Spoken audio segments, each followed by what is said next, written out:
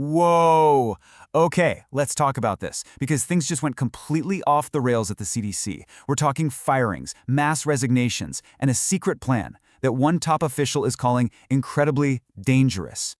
But hey, real quick, before we dive into all the chaos, if you want to stay on top of the big stories, do me a favor and smash that subscribe button. It helps us make more of these explainers, all right? Let's get into it. Okay, first up, CDC in chaos. And yeah, chaos is kind of putting it mildly.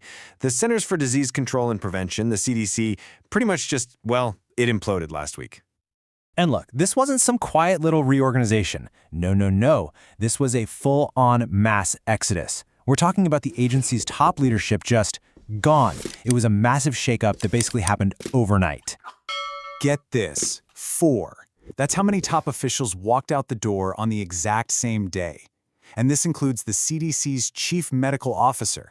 They didn't just retire, they abruptly quit. And here's where the timing gets really suspicious. All these resignations, they happened just one day after their boss, the CDC director Susan Monterey's, got fired by the new administration. That is not a coincidence. Which, of course, leads us to the biggest question in this whole story. Why? Why on earth did so many top doctors at the CDC all decide to quit at the exact same time? What is going on? Well, one of those officials who walked out, she is not staying quiet. She is sounding the alarm about a bombshell reason, and it all revolves around the new Health and Human Services Secretary. So let's meet the key players here. On one side, you've got Dr. Debra Houry. She was the second in command at the CDC. And on the other side, the new HHS Secretary, Robert F. Kennedy Jr. And Dr. Houry is using some really strong language here. She's warning everyone about a dangerous plan that's being cooked up behind the scenes, a plan that she says is completely ignoring the CDC's own experts. So what is this supposedly dangerous secret plan? Well, according to the reports, the new HHS secretary is allegedly thinking about a complete and total ban of the COVID-19 mRNA vaccine, just taking it right off the market. So that raises a huge question, right? If the new secretary isn't listening to the nation's top vaccine experts, then who exactly is giving him advice? I mean, this is the core of the whole mystery. Who has the ear of the guy in charge of the entire country's health policy? Because according to Dr. Houry, it is not the people you would expect.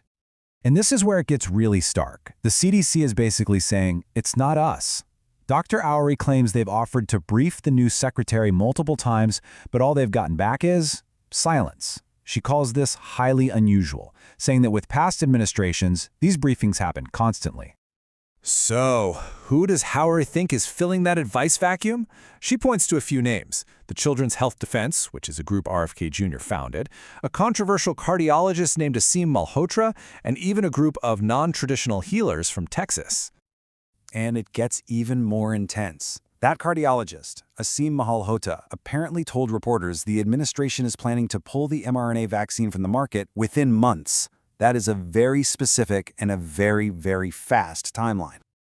Okay, so let's just imagine this plan goes through. What does that actually mean for people? What are the real-world consequences? Let's break down exactly what the former CDC deputy director is so worried about. And look, she is not holding back. Dr. Houry says the impact of just getting rid of all COVID vaccines wouldn't just be bad, it would be, in her words, devastating. She's warning that we'd see a spike in deaths, especially among the most vulnerable people. We're talking about older adults, people with other medical conditions, and even very young babies. She's saying these are the people who would be most likely to die. Ultimately, this entire firestorm burning down the CDC, it all points to a much bigger question that goes way beyond just a single vaccine. And it all boils down to this. In public health, who gets the final say? Is it the scientific experts who advise on the risks? Or is it the political appointees who are supposed to set policy and answer to voters? So what do you think? How should the government balance expert scientific advice with the political goals of a new administration? It's a tough one. Drop your thoughts down in the comments. And as always, if this explainer helped you out, give it a like and subscribe for more. We'll see you on the next one.